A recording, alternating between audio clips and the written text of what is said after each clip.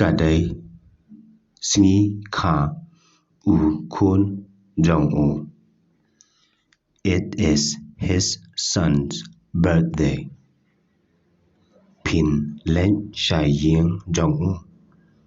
Will you go to his house? Ngàn hap hi ban net.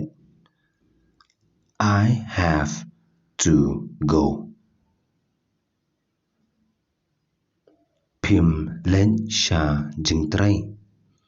You won't go to work. Kata ken ka jing e.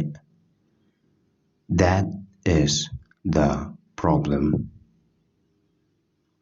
Pin hap shim shuti min ta sngi.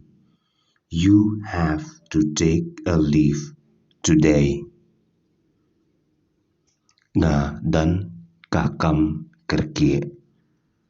I have an urgent work. Nga dan kam pisa kam bon. I need some more money. Takadao nga dan kam ban tray. That is why I need to work. Lada pilen chatei. If you go there, pin on your pizza. You won't get money.